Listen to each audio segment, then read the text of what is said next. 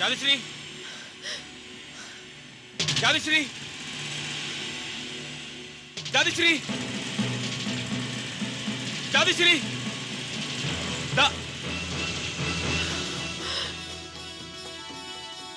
बर्बरीक, दादीश्री, बर्बरीक, दादीश्री, मेरा बर्बरीक, मेरा पुत्र।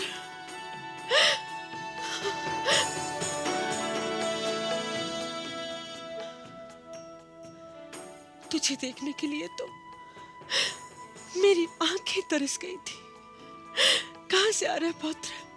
दादीश्री, गुरु से शिक्षा लेकर आ रहा हूं और हस्तिनापुर जा रहा हूं। सुना है वहां महायुद्ध की तैयारियां हो रही हैं। पता नहीं, महायुद्ध की तैयारियां हो रही हैं या महाविनाश की। महाविनाश? आप ऐसा क्यों कह रही हैं दादीश्री? युद्ध तो ऐसे पक्षों में होता है जो एक दूसरे से अनजान हो, भिन्न हो। जब परिवार के आपस के सदस्य ही लड़ने लगे तो युद्ध नहीं होता, महाविनाश होता है। कुछ भी हो दादी मां, पर इस युद्ध में एक और मेरा अपना कुटुंब है, मेरा अपना वंश है और उसका साथ देना मेरा दायित्व है। जुग जुग जियो मेरे लाल, जुग जुग जियो।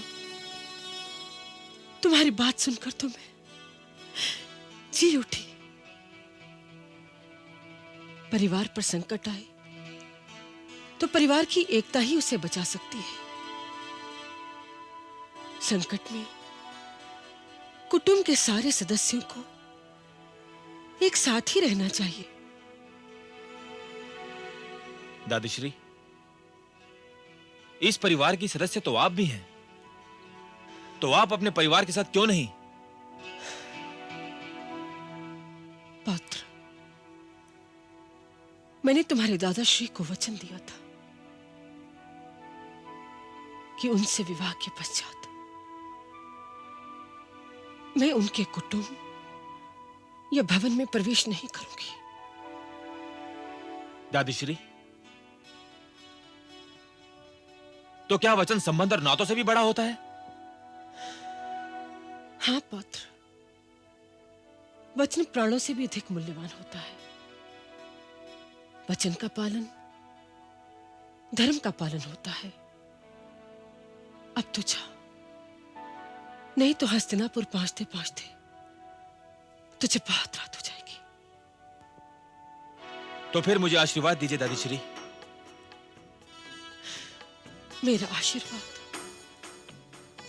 तो हर पल हर युग तेरे साथ है मेरे पुत्र।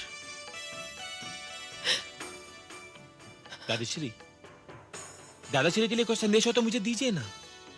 मैं आपको विश्वास दिलाता हूं कि यह संदेश केवल उन्हीं को मिलेगा और किसी को इसकी भनक भी नहीं होगी। चल नटखट, दादी मां से ठिठोली करता है। जा। ठीक है, तो जो मेरी समझ में आएगा उसे आपका संदेश बताकर मैं दादाश्री को दे दूंगा। प्रणाम दादीश्री। आयुष्मान भव।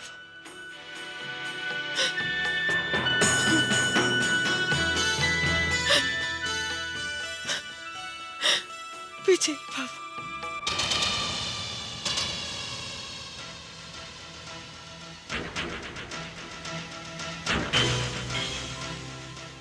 भ्राताश्री, यह वो कुरुक्षेत्र का मैदान है जहां युद्ध आरंभ होने वाला है।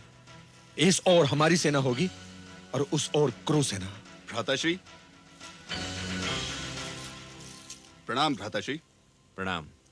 आओ अनुज सहदेव, कहो क्या समाचार लाए हो? समाचार क्या होगा भ्राताश्री, कौरवों की गज और अश्वसेना युद्ध का भरसक अभ्यास कर रही है। दुर्योधन और दुशासन अपनी शक्ति का प्रदर्शन करने के लिए उतावले हो रहे हैं। अनुज, युद्ध गज और अश्व नहीं क्या करते, उन पर सवार योद्धा क्या करते हैं। शक्ति शस्त्रों में नहीं होती, शस्त्र धारण करने वाले हाथों में होती है। तो इसकी भी उनके पास क्या कमी है? केशव नारायणी सेना मिलने के पश्चात उनकी संख्या और भी बढ़ गई है। नकुल, युद्ध का निर्णय संख्या नहीं करती, साहस करता है अनुज, साहस। और ये ना भूलो कि साहस का जन्मदाता सत्य होता है, और सत्य हमारे साथ है। वासुदेव कृष्ण हमारे साथ है। ये सब ठीक है अर्जुन, किंतु युद्ध में शत्रु की शक्ति को कम समझना सबसे बड़ी भूल है।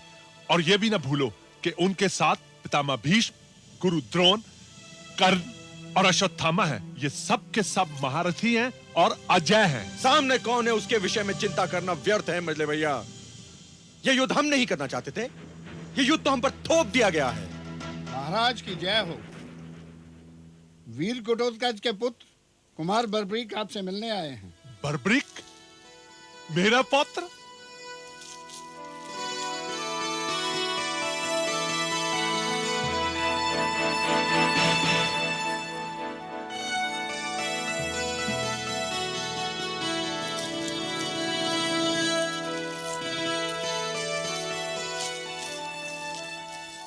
प्रणाम दादाश्री। आयुष्मान भव पौत्र। अच्छा हुआ तुम आ गए पौत्र। कुछ दिनों से मुझे तुम्हारी बहुत याद आ रही थी। इसीलिए तो मैं आया दादाश्री। अच्छा हुआ तुम आ गए। तुम्हारी माताश्री कैसी है? वो सब तो कुशल मंगल से हैं। और अगर आप पड़ोसियों की और वन में पशु पक्षियों की कुशलता जानना चाहते हैं तो वो सभी सकुशल हैं। बस दादी माँ थोड़ी चिंतित रहती हैं। डिम्बा, उसे किस बात की चिंता है? दादाश्री, उन्हें दिन रात एक ही बात की चिंता खाई जाती है कि पता नहीं हमारे दादाश्री को भरपेट भोजन मिलता भी है नहीं। अच्छा, तो दादीश्री के प्यार ने तुझे इतना नटखट बना दिया है कि दादाश्री के साथ भी उपहास करने लगे। चलो आओ, सब लोग तुम्हारी प्रतीक्षा कर रहे हैं।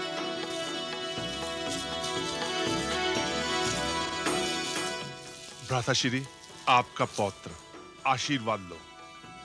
आयुष्मान भव। हम सब तुमको बहुत याद करते हैं।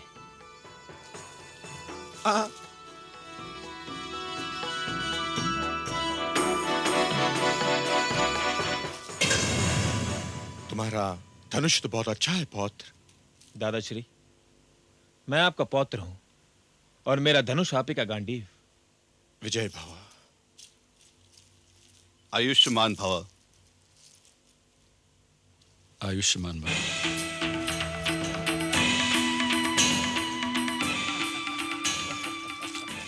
संकट के समय अधरों पर मुस्कान काली घटाओं में विद्युत की चमक के समान लगती है। आज ऐसा लग रहा है मानो युद्ध नहीं कोई समारोह होने वाला है। समारोह ही हो रहा है केशव। हमारा पौत्र बर्बरीक आया है।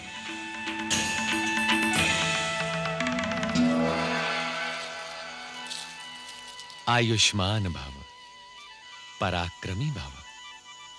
गुरु विजय ने तुम्हें बहुत शीघ्र अवकाश दे दिया वत्स। मेरी शिक्षा पूरी होगी दादाश्री। शिक्षा पूरी हो गई वत्स?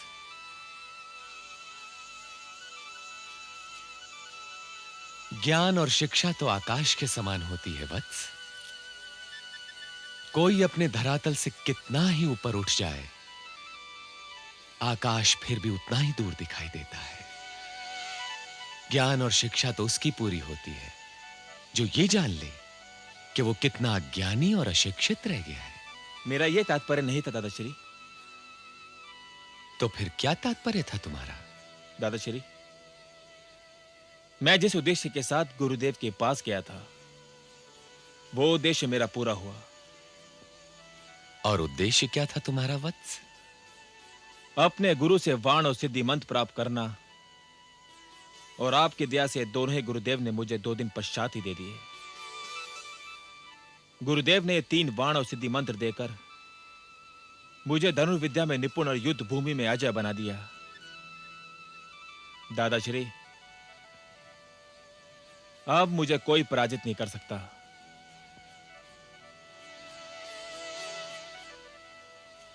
गुरु की संगत तो सागर के समान होती है वत्स। उसमें जितनी दूर और जितनी गहराई तक उतरो उतने ही मूल्यवान मोती हाथ आते हैं। तुम्हें अपने गुरु के चरणों में कुछ दिन और ठहरना चाहिए था। मन तो मेरा भी यही करता था दादाश्री, किंतु जब यह सूचना मिली कि हस्तिनापुर में युद्ध की तैयारियां चल रही हैं, तो मुझसे रहा नहीं गया और मैं यहां चला आया। युद्ध में भाग लेने? हाँ दादाश्री, इन बाणों की मार और सिद्धि मंत्र के चमत्कार दिखाने का इससे अच्छा अवसर और कहां मिलेगा। युद्ध में दोनों ओर से तुम्हारे अपने सगे संबंधी हैं वत्स। अच्छा ये बताओ कि तुम किस पक्ष की ओर से युद्ध करोगे? यह सत्य है दादाश्री कि कौरव भी मेरे अपने हैं, मेरे आदर के पात्र हैं, किंतु मैं पांडवों का वंशज हूं, इसलिए मेरा उनके साथ मिलकर युद्ध करना स्वाभाविक है। तो तुम हमारे साथ मिलकर युद्ध करोगे? अवश्य करूंगा, और उस समय तक करूंगा जब तक मेरे गुरु के आदेश और मेरे वचन का उल्लंघन नहीं होता। कैसा आदेश और कैसा वचन वत्स? दादाश्री, मेरे गुरु का आदेश है कि युद्ध भूमि में किसी भी शक्तिशाली के आगे दुर्बल पड़ने वाले का साथ दो, और मैंने उन्हें वचन दिया कि मैं ऐसा ही करूंगा। चाहे शक्तिशाली सत्य और दुर्बल असत्य की ओर ही क्यों ना हो। सत्य और असत्य का ज्ञान मुझे नहीं है दादाश्री, और ना ही मेरे गुरु ने इस विषय में मेरा कोई मार्गदर्शन किया है। अर्थात तुम बीच धारा में भी नाव बदल सकते हो। दादाश्री, इसका निर्णय तो धारा का प्रवाह ही करेगा। दूसरे शब्दों में तुम ये कहना चाहते हो वत्स कि यदि युद्ध चलते तुम्हें आभास हो कि कौरव हमारे सामने दुर्बल पड़ रहे हैं, तो तुम अपना वंश छोड़कर उनसे जा मिलोगे। यदि ऐसा हुआ तो मुझे यही करना पड़ेगा दादाश्री।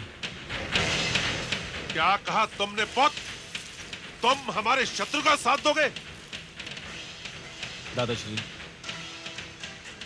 यदि वो दुर्बल पड़ने लगे तो? यह कैसे हो सकता है? यह तो रणनीति के बिल्कुल विरुद्ध होगा। किंतु गुरु के आदेश और मेरे वचन के बिल्कुल अनुकूल होगा। तुम जानते हो कि तुम क्या कह रहे हो? इससे कहीं अच्छा होगा कि तुम युद्ध ही ना करो। दादाश्री, यह कैसे संभव है? मेरे वंश वाले, मेरे वरिष्ठ प्राण हथेली पर लेकर लड़ रहे हो और मैं खड़ा चुपचाप देखता रहूं? यह कदापि नहीं हो सकता। मैं आप सबके साथ मिलकर लड़ूंगा। किंतु यदि तुम अपने वान और सिद्धि मंत्र लेकर कौरवों से जा मिले तो हमारा क्या होगा पौत्र? दादाश्री, मुझे इस बात का दुख है कि मेरे पास आपके इस प्रश्न का कोई उत्तर नहीं है, सिवाय इसके कि मैं वचनबद्ध हूं। क्या कहा पौत्र? गुरु का आदेश, तुम्हारा वचन, ये सब क्या लगा रखा तुमने? क्या गुरु के आदेश और अपने वचन की धुन में अपने कुल का सर्वनाश करना चाहते हो? क्या तुम्हारा गुरु हमसे और हमारे संबंध से भी बड़ा है बर्बरीक? ये तुम क्या कह रहे हो अनुज भीम?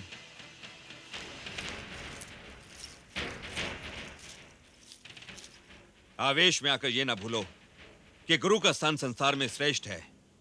गुरु के आदेश का पालन करना सबसे बड़ा धर्म है।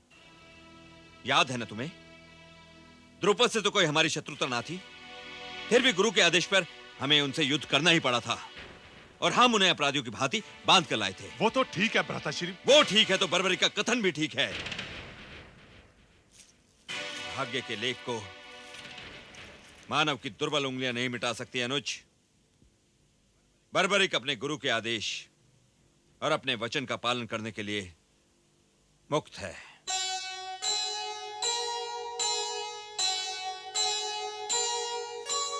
बर्बरीक सा विश्व में कोई नहीं बलवान,